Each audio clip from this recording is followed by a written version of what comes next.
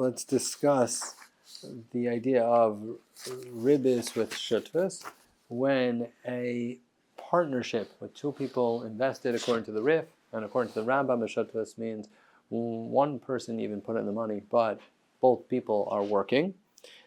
And for the Ramah and Ashkenazim, we follow the opinion of the Ramah and the Rif that as long as both people are invested, that's called the shutfus. And the Smag writes, "Ein choshim mishum ribis." There's no problem with ribis. So taking that topic a little bit further, the Shach writes you're allowed to mechalek the ravachim and hafsedim kafi sheyirtzu. You're allowed to split up the profits and losses however you like.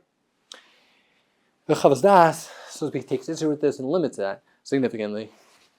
The Chavos Das writes that once you make the Mikabel, the person who accepted the investment, the manager, take more Hafsedim, then it's Aser. And I'll read the words of the Chavos Das so we can think about it together. Kovayin Zayin Sefkatan Dalid.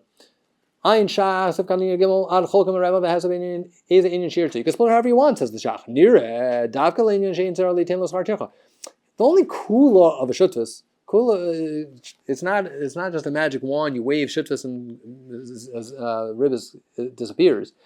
It's just a kula in paying sar tircha. You don't have to pay him for work. Why? Because he's working for himself. He's working for himself.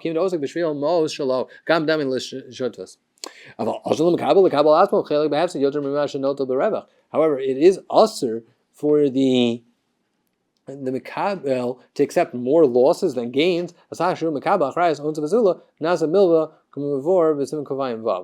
He said because once you accept more losses, then that makes it usher. As it says in Kofayin Vav, that part is a milva, that part is a hava. So why am I then if I'm taking more losses and that part's a hava, why am I giving revachim on that part to the investor? That is karvus charak lehepsid. To describe the Chavos Das simply, Chavos Das is saying once you give a higher percentage of losses to the manager, it's his obligation to suffer losses in greater percentage than the possible gains or that is usher, because it turns out that he is accepting responsibility, which makes it like a loan. It's like a debt that he has to take care of. It's his responsibility, and he's not being paid for it. The other person's being paid for it.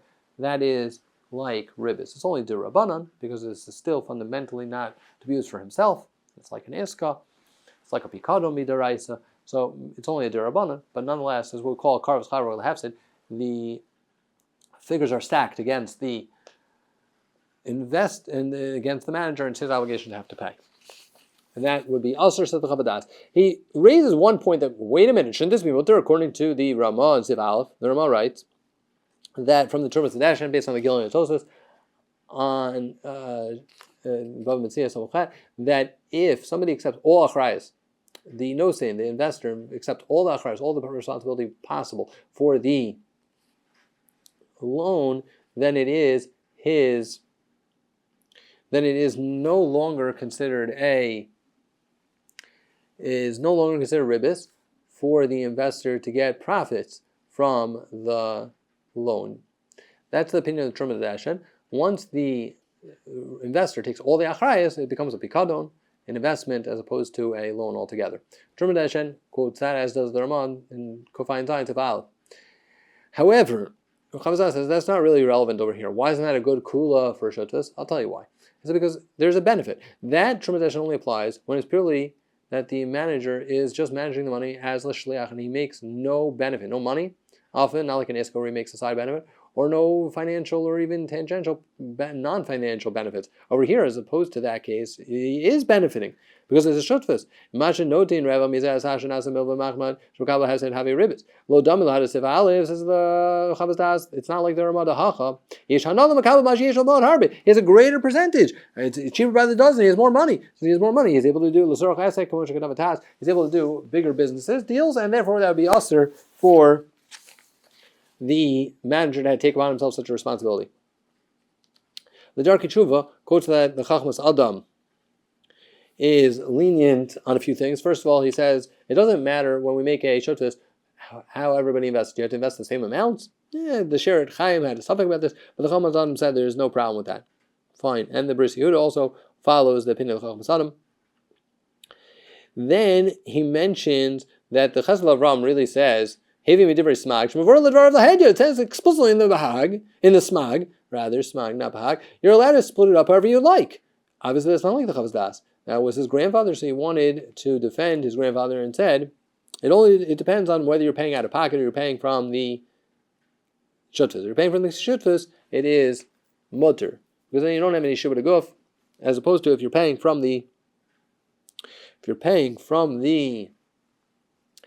pocket, that would be Asr. Okay? In my simple opinion, it seems that the Chavos Das is disagreeing with the Chesed Avram.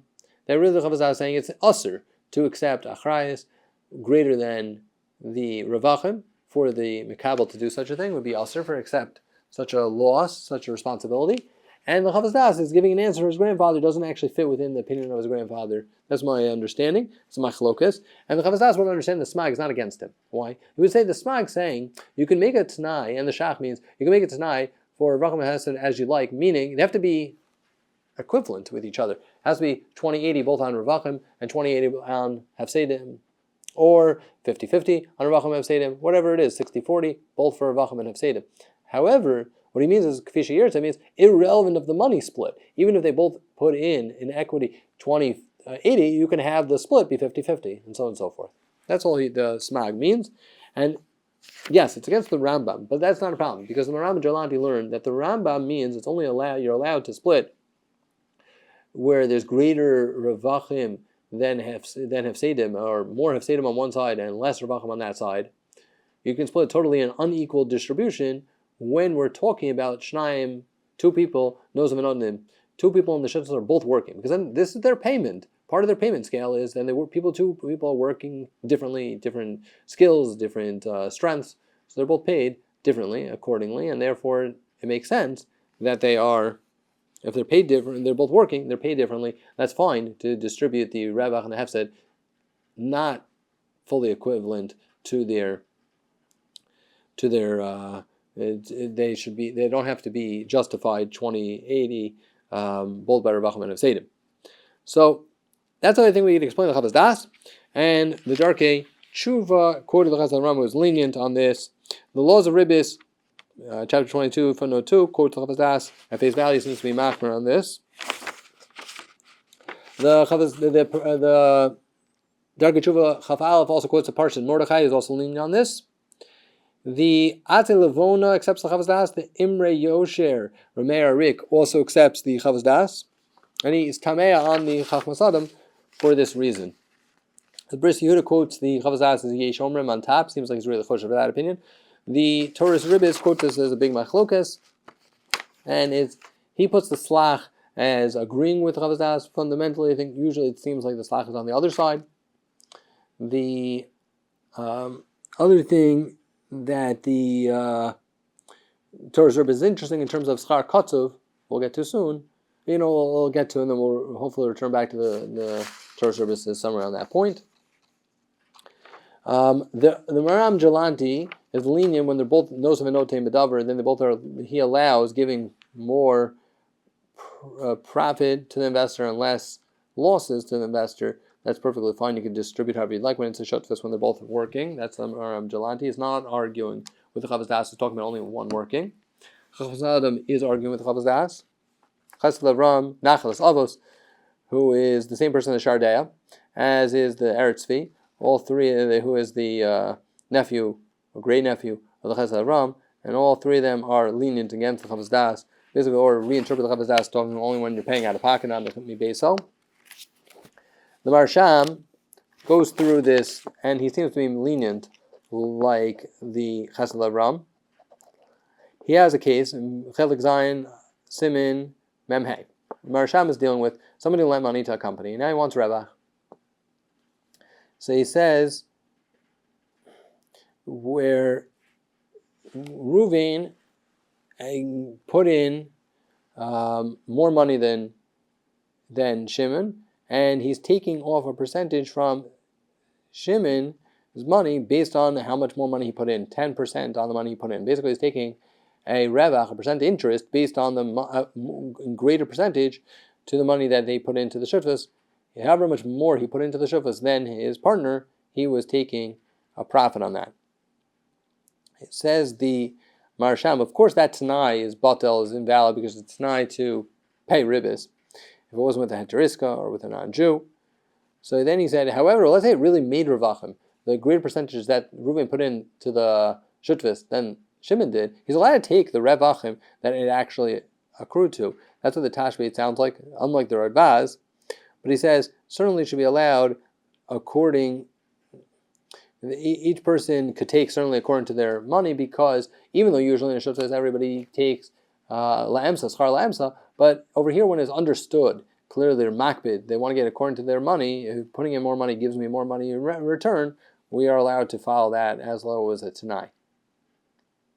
Marsham does note from a Tanchuma a very nice idea that in Parshin the Tzavim says Yakiru love Chavirim, the Pasuk in Eov, the Tanchuma in the Tzavim says that when people are doing business, so there's some people doing business, some invested 10, some invested 50. They buy a jewel and then they sell it, this jewel, and get a profit. You know where you should divide it? You should divide it according to their investment. The guy put in 50 should make more than the guy who put in 10. Just like that's in business, between the investors, we divide. Hashem says, anybody who's learning Torah, but mitzvahs and involved in mitzvahs, he's going to get paid back for the schar that he worked according to the effort he put in. Shneimar, who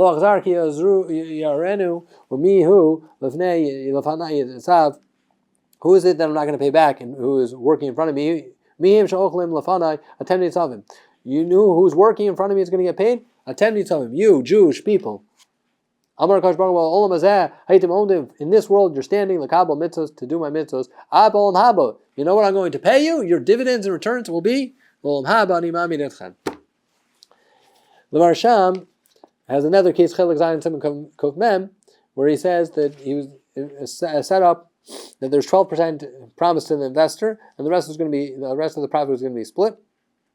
And they accepted that even when there's no revach, when there's losses, they're going to accept it as a chov and then repay when there is revach. So the Marsham comes out that if you say that when I'll have revach, I'll pay you 12%, that's great. That's permissible. Even though it's a machlokes Tashbeit and Radbaz, he thinks there is reason to be lenient, like the Maram Jolanti, when it's a shutfis, you can say you're going to give 6% schar kotov, you're allowed to give schar kotov if it's from revach. But if I say I'm going to give 12%, even if I don't make any money this year, that is, and there'll be a chov if I don't, that he thinks, says the Marsham, Chelik Zayin, Simon Kufmam, is also according to everybody. He does have a solution based on the Mayim Rabbim that the Beis Ephraim quotes, which is to pay him for some other schar involved in transportation. If you could sort of make it reasonable that I'm paying this schar for, even when there's losses, for some other benefit he's giving me, then that's acceptable. But that doesn't always work in our cases, but that is another solution the Marsham brings in his particular case. Let's go through the Slach, who often is quoted as disagreeing with the Chavas Das. In Drush Ches, he says, Kvaris Kardi is a ribbis. I've discussed ribbis. Hine od dvar echad askir. I'll describe one other thing. Mashe nechshalim is a ribbis gamer. Pshut she'osim al-shem oni. Sometimes a rich person and a poor person get together and make an agreement. Zeb pruto v'zeb raglo. This guy investing his money and this guy with his foot. This guy working b'dasko b'gufo. Hine afilu shem shavim b'revach u'v'hafsid. Even if they are equal in 50-50 in loss and gains, yesh iser, it's usher. It may know that it's harmola because that's an iska. And Chazal said you have to pay the worker who's working for your iska.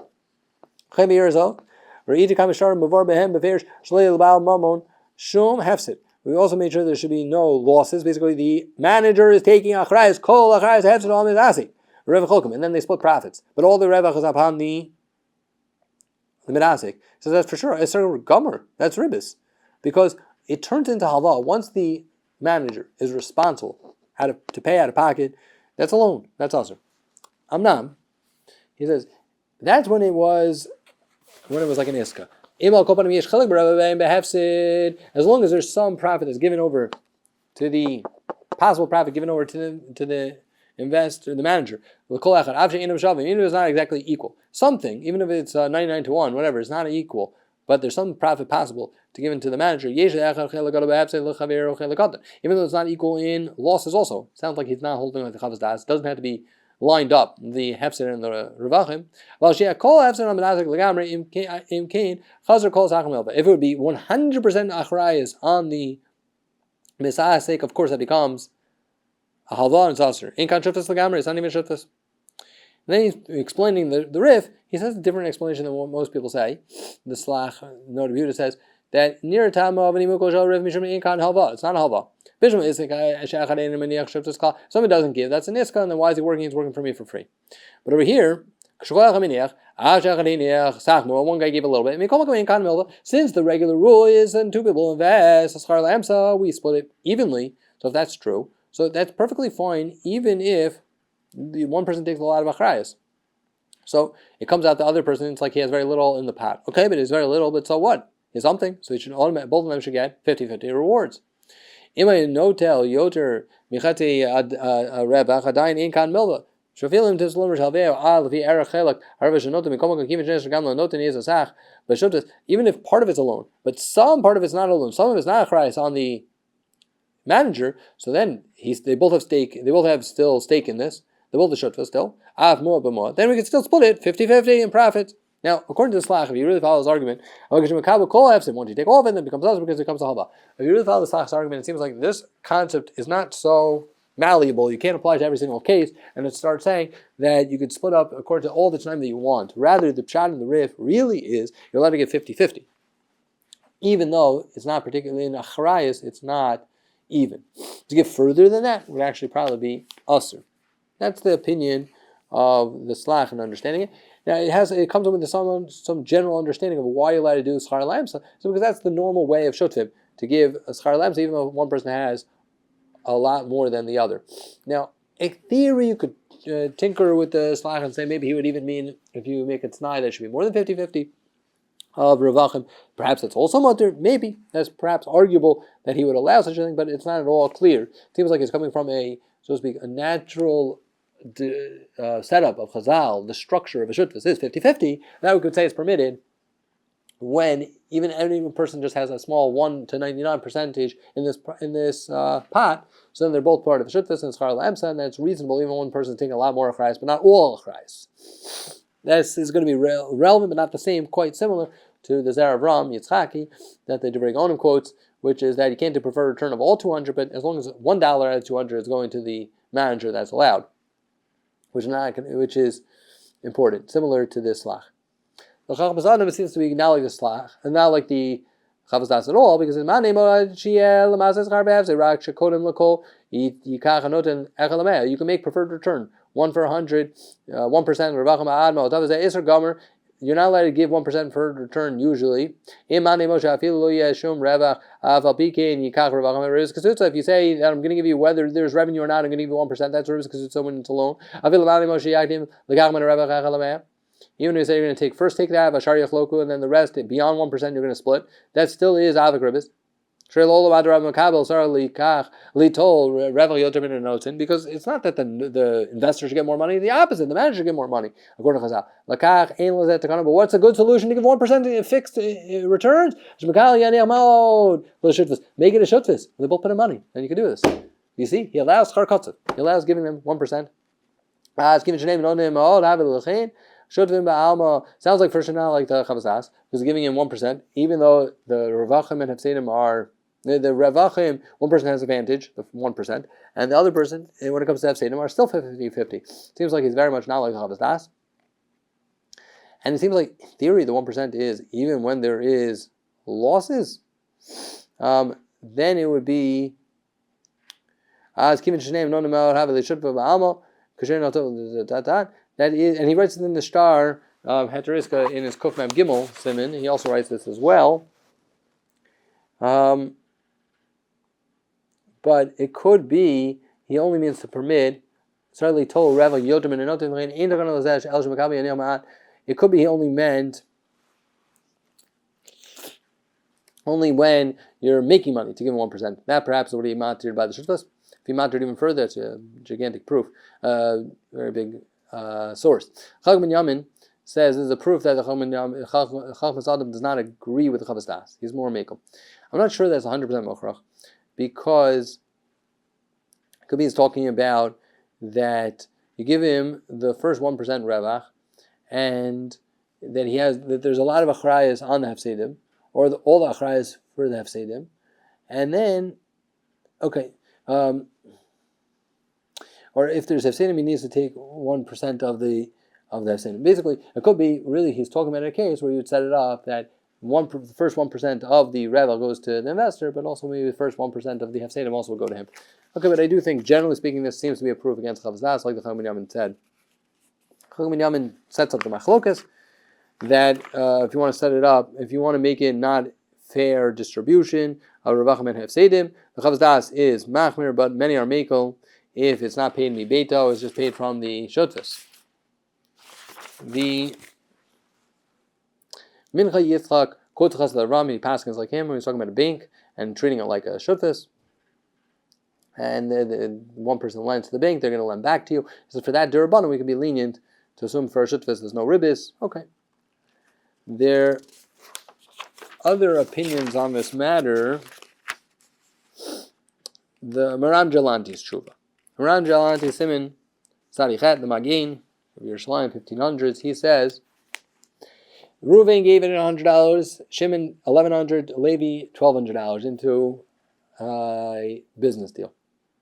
And for any extra amount over 800, Reuven gave it 100, he gave the least, all of them gave it 800 or more. And for any extra amount, they're going to get paid 20%. And Reuven takes achrayas for everything. And they're going to split 1/3 of the revach after that. So it sounds like beyond 20% it's even, but the first 20% go to making sure that the first revachim make sure that 20% is paid back on the extra $300 Shimon added in, or $400 that Levi added in. And the Maram Jalanti amazingly responds that Moses Shutfis, everybody put in, you don't have to worry about this at all. Even they put in double the amount, there's a lot of achrayas. And he quotes the Ram in Perek Daled, in Perek Vav, in Hilchos, Shutfim Shluchin, and that it's permissible to set up a Shutfis where it's not particularly even. That's perfectly fair. Everybody's working. Even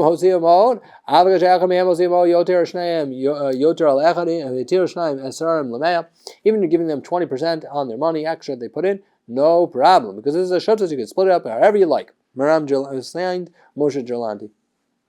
The reason this is an incredible source, but not a proof against Chavas Das, is because he's talking within the Rambam's opinion. Once they're talking within the Rambam's opinion that both people are working, when both people are working, they're being paid according to the way they work. And since someone's working harder, better, he's smarter, he can work differently than someone else, you can pay him more.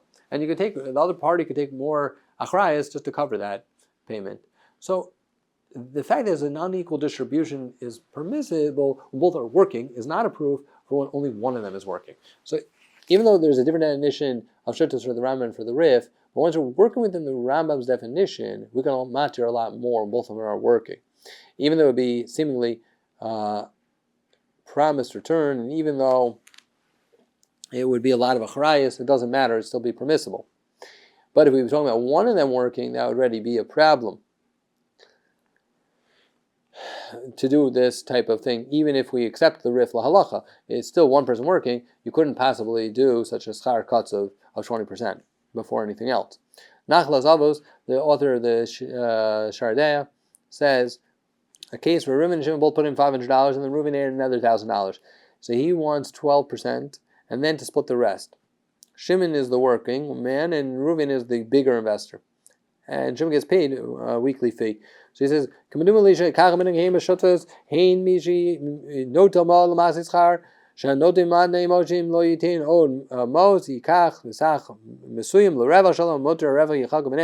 minhag that you give preferred return to the investor a greater amount. He wants to explain it, that once there's he wants to explain this. He says The first explanation is really this is just a shutfus. Misim the ram of the shach who said you could in choshem mishum rebes. One guy gave more than the other, no problem. Asheni midazik levad mutter. Hachal kacha revel yodem mipal gav shein lo behefsid. Al pagam mishum de ein cham al valav rak shem shutfus bam. There is no loan. This is just a shutfus, and one person's allowed to take more than 50%, even though he's only taking 50% of the hefsedim. No problem. When time came into car of the Torah Kollel L'Hora'ah, in al Avik Ribbis, it's all derabanan, and they weren't worried on this derabanan. We're talking about a shutfus. The Marshach says they each put in the same amount, and then Reuven added something else. And he says, for that extra amount, I want to make sure to get that money back. Plus, I want to get a certain percentage on that money, fixed rate on that money that I added extra beyond our shutfus. Says the Marshach, no chance, no doing. Every dollar, that's ribbis ketuta. This is the raisa, no tchis. Amazing, it's terrible. I don't even need to prove it. It's for sure. How can any Jewish person ribbis before to the enemy? He do such a horrible, terrible thing. He gives it to them. How can you do such an awful thing? You don't did on it. That's like a raw. You're not so ribbis ketuta. You don't did on.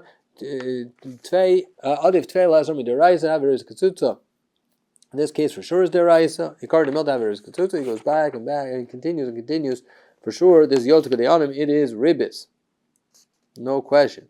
The Bris Yehuda learned the Marshach is talking about when it was Katsuv that he's going to give him money, even though it was only out of the Revach. When there is Revach, he's going to pay. When there's not, he's not.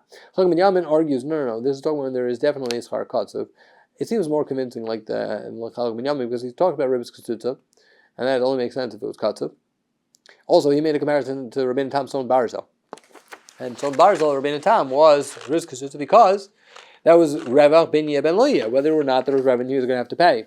So that's why I think the Chagam Yamin's reading is stronger. Mishpat Shalom, in Chodesh Mishpat Sim Kavayim Vav, Simon Dalid, the Marasham quotes the Radvaz, and Tashbeit, someone puts an extra money into the shutfus, are you allowed to take extra revach upon that? Tashbeit, yes, Radvaz, no.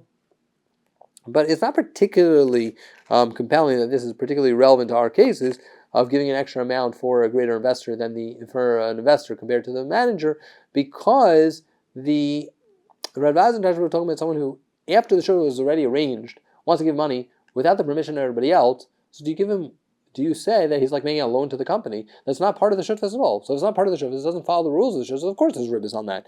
That's how the Radvaz seems to be understanding. And the Tashbeit might be assuming, yes, you can give a pikadon, and they'll take revach because of that, but not ribbis. It's not really particularly relevant to our questions about shutfus to begin with. A shutfus, any money has to be acknowledged that all shutfim agree to as being part of the capital of the shutfus. So you can't just add money into shutfus willy-nilly. Marshdam, Simon Samach Aleph, quoted widely on this topic, says that Reuven put in more money than Shimon, and then he wants to take that extra capital back and also 8% on it, and then split the revachim. So he writes, this is also wrong. He quotes that maybe taking achrayas, the Trumas Zadeshin, would work. He says that's not going to really help for his deraisa. Fine. There's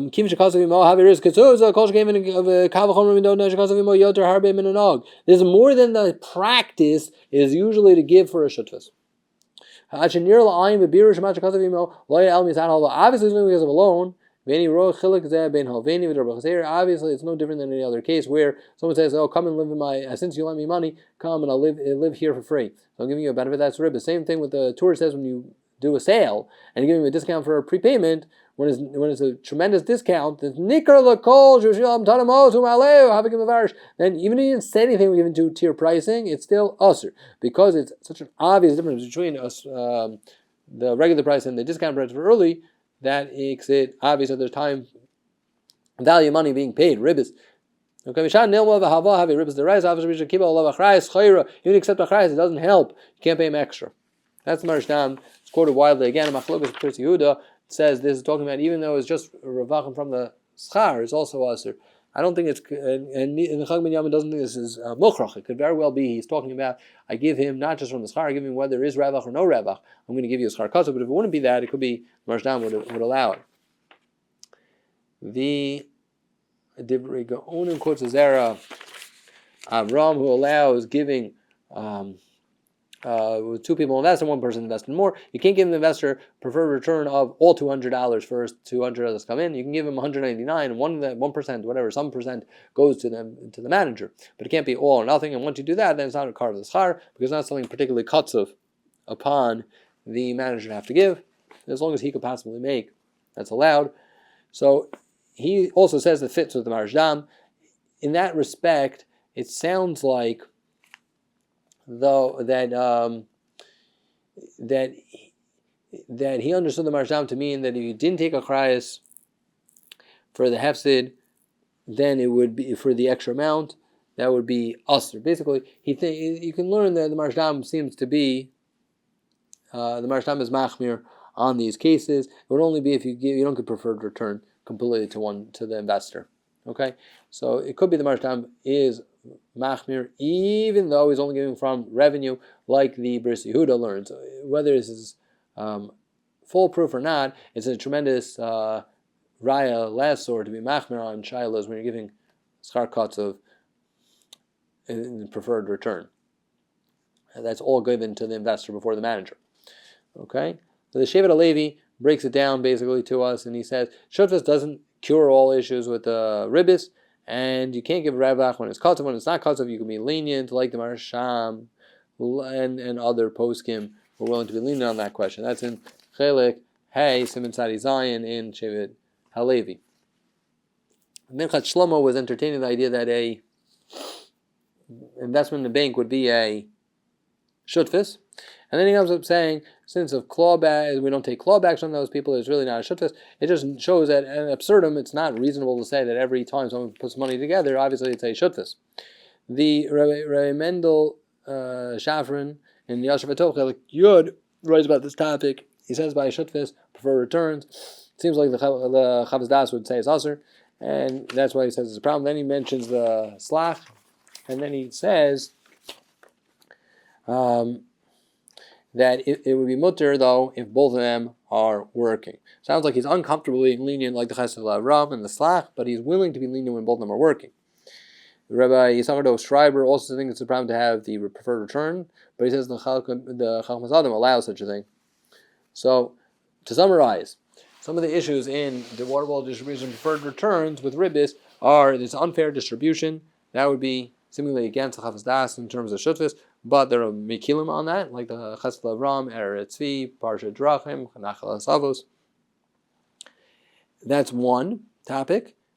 And another topic is preferred return, where the Kinyan Daya of Rabbi Schreiber thinks that's the son-in-law of Rabbi Shtermas thinks that it theoretically could have been a problem, but Lamaisa is Mekel because the Chacham Adam is Mekel. Maram Jalanti, we should add, was also Mekel. So preferred return could potentially be mutter. If there's schar katav, we're giving a return. If there is katzuv, whether there's ravach or not, that is asr l'kuliyama, as Marshdam, Marshach, and Marsham, all right. Chalkom and Yamin, all right. And Rabbi Reis agreed with that. That's asr. But if you're giving ravach only when there is revenue, that could be mutter. That could be mutter. Chalkom and Yamin writes, even though the Bris Yehuda is machmir. But yes, it's true, there could be machmirim, but there is some reason there is something to rely on for the mekilim, like the Chacham ben Yamin raises. Okay? That's the background over here to understanding preferred returns and waterfall distributions. Every case is a little bit different, but in the waterfall distribution, when there is revach being given to the investor from the revenue, even if it's preferred return, but it's not guaranteed, because if there never is distribution, there never is available cash to pay, because the company didn't grow, there wasn't capital then, so they brought in new capital, it would only pay off enough to pay off the original capital, not revenue, then the preferred return would never be paid. And when it's liquidated, it would never need to be paid. Since that's the case, so fundamentally, the preferred return is paid from revach, is paid from the revenue, and not from capital, not paid from people's pockets, certainly, and it's not for people's pockets. Therefore, I think there is reason to perhaps permit it. Speaking for RIETS, I think that is what he would have said when it would be cumulative or accrued, but not compounded. Once it's compounded, or once it's accrued and is taken from people's pockets, or it's accrued and it's paid off like it's debt, even when it's liquidated, then absolutely it'll be usher. But otherwise, there will be some reason to be lenient. On halacha l'maisa shayla, you should ask your rabbi. Yashar Koach.